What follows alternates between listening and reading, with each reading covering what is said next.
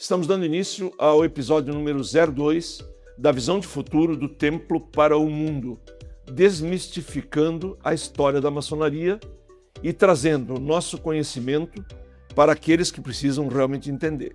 Agradecendo a visão e a adesão de todos que já nos comentaram, estamos trazendo o nosso venerável mestre Paulo César Timig da Costa, da nossa loja Fraternidade Terceira, que nos ajudará seguramente nisso. Bem-vindo. Olá, irmão Roberto, fico muito feliz do convite, agradeço. E também gostaria de dar parabéns pela iniciativa, pela criação desse podcast. A gente tem obtido retornos maravilhosos aí, tanto dos irmãos quanto da sociedade. Então, parabéns pela iniciativa, muita sorte, muito sucesso aí nos próximos episódios. Então, nos conte a respeito do que tu vês a história da maçonaria perante a sociedade. Bom, a maçonaria ela tem uma história riquíssima e muito antiga, né? E isso a gente pode encontrar muita literatura a respeito disso. Mas eu posso trazer também uma visão do que a gente vive aqui a maçonaria na Serra Gaúcha. A gente percebe a influência dela na sociedade aqui da nossa cidade, nas instituições, na forma como tantos irmãos são engajados nos diversos nichos da nossa sociedade. Então a gente pode ampliar isso de uma maneira gigantesca no mundo, mas a gente consegue perceber que a maçonaria age em cada um dos seus membros através das instituições. Nós hoje somos 120 membros aproximadamente na nossa loja F3. No estado, já foi dito pelo nosso grão-mestre no episódio anterior, somos por volta de 10.400 associados, vamos chamar assim. Como é essa pulverização na sociedade? Bom, cada loja, né, tem características específicas, mas em média ela é uma representação da sociedade dentro de uma instituição menor, né? Então, dentro de cada loja, a gente tem empresários, médicos, dentistas, advogados. Então a gente tem vamos dizer assim, é como se a gente pegasse a sociedade inteira e pensasse membros, né, de cada uma das profissões, dos nichos da nossa sociedade.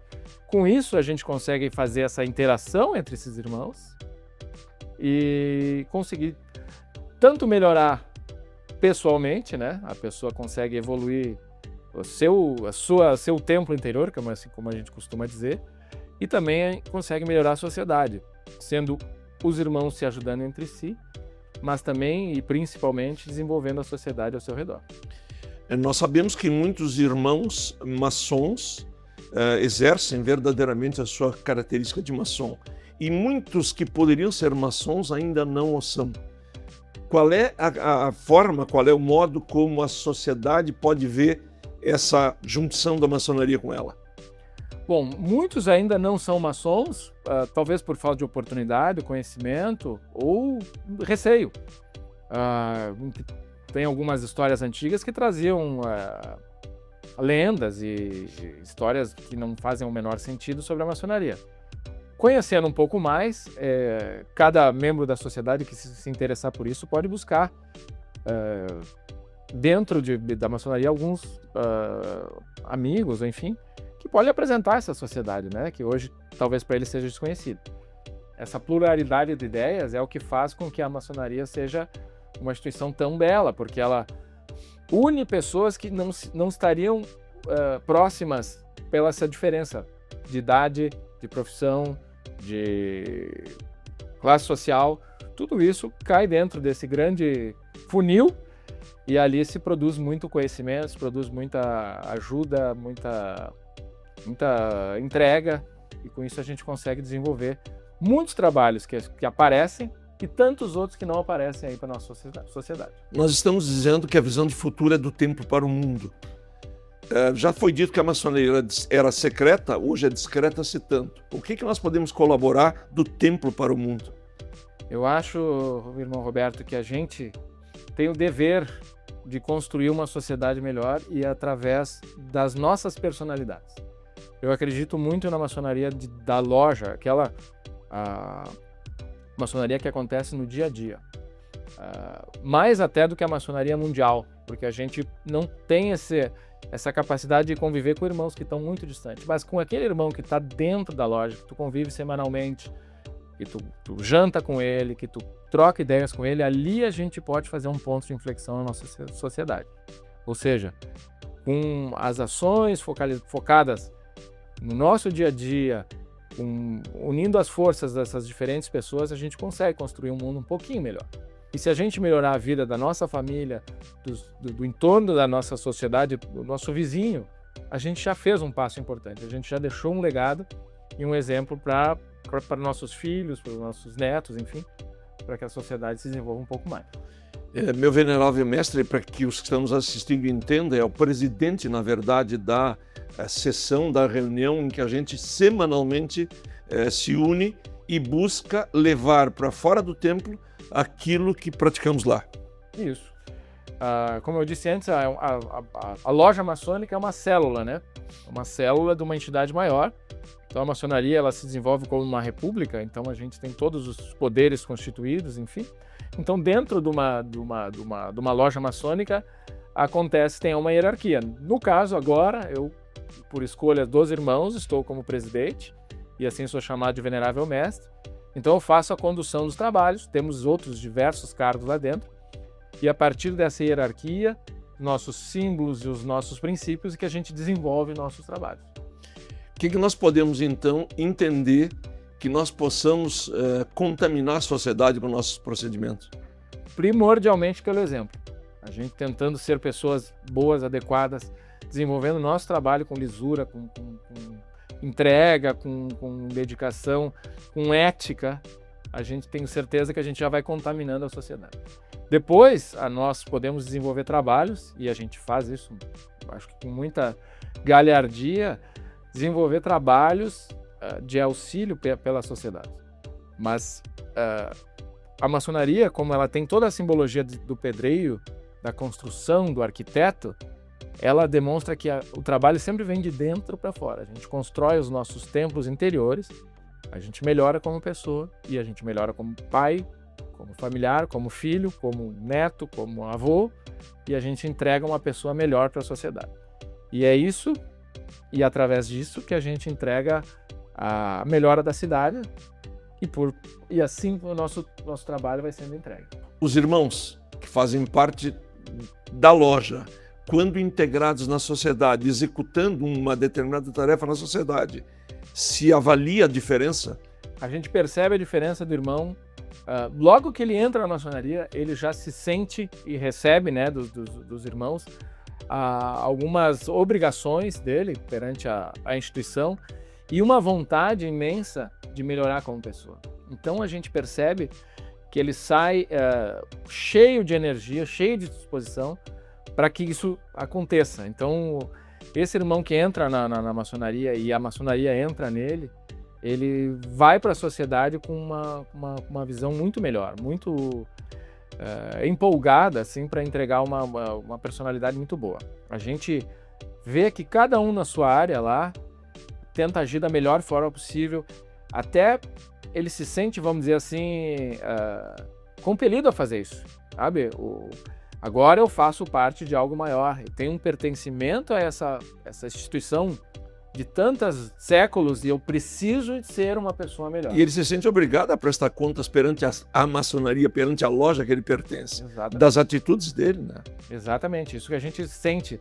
E digo mais, a gente sentiu isso, né?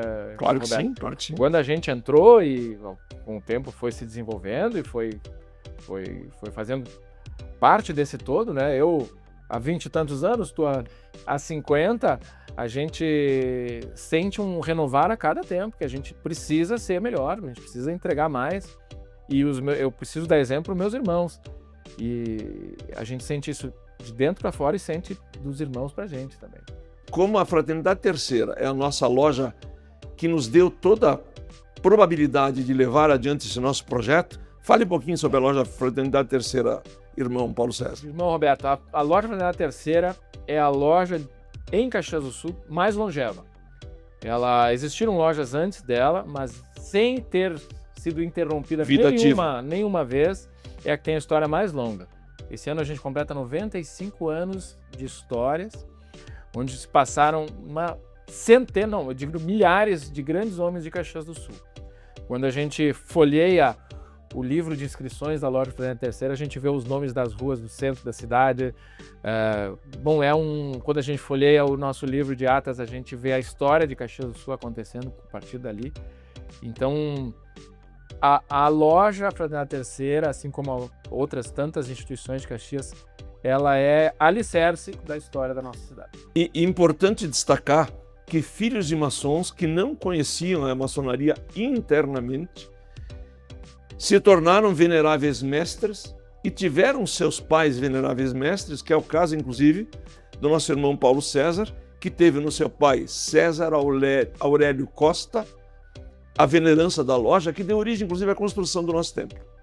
Esse é um orgulho que eu tenho na minha história. Eu, quando criança, eu via meu pai se movimentando, indo para a maçonaria, e eu achava aquilo tudo muito bonito, né? Ele arrumado de terno, indo para um lugar, e às vezes a gente chegava a frequentar lá nos dias de festa, né? E jamais imaginaria que um dia ia estar lá no lugar que foi dele, convivendo com amigos tão queridos por ele. E conviveram com ele, inclusive. Conviveram muitos anos, então é uma sessão de continuidade, né? Viver a maçonaria, hoje eu vivo intensamente, mas eu comecei lá brincando nos cascalhos da construção do templo, que era o tempo que meu pai foi venerável, que está terminando então a construção daquele templo muito bonito lá no bairro Cinquentenário, e jamais imaginava que um dia ser o venerável dessa loja. Um orgulho que eu tenho e de toda a minha família. Nós comentamos no episódio 1 que a maçonaria é mais comentada por não maçons do que por maçons verdadeiros. Isso, obviamente, acaba tendo uma verdade que não é a nossa verdade. Qual seria a tua orientação nesse sentido, meu venerável? Eu acho que quem tem o interesse pela maçonaria, a gente tem literatura para isso e a gente tem membros da maçonaria para isso. A gente buscar informação assim, sem orientação, tende a ser uma história frágil, né? Um conteúdo frágil.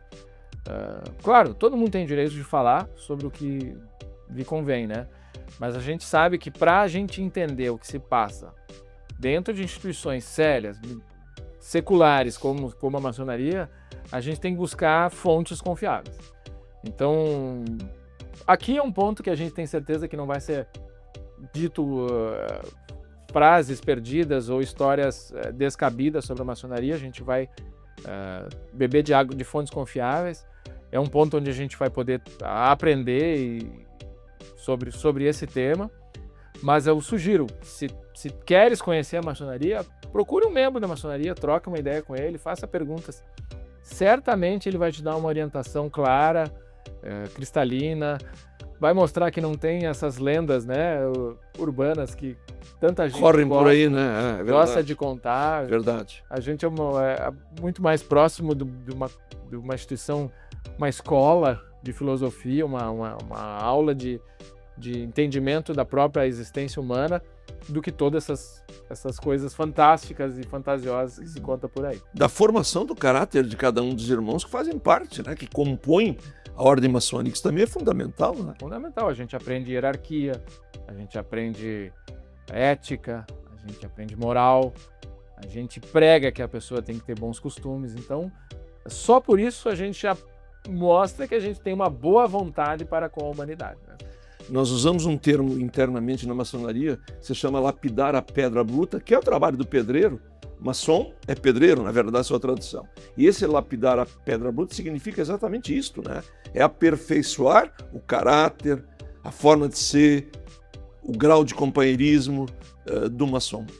Isso, a gente vai, como a maçonaria é dividida em graus, né? A gente vai, conforme vai evoluindo dentro da maçonaria, a gente vai galgando graus, vai aprendendo cada vez e se aprofundando na sua história e nos seus mistérios.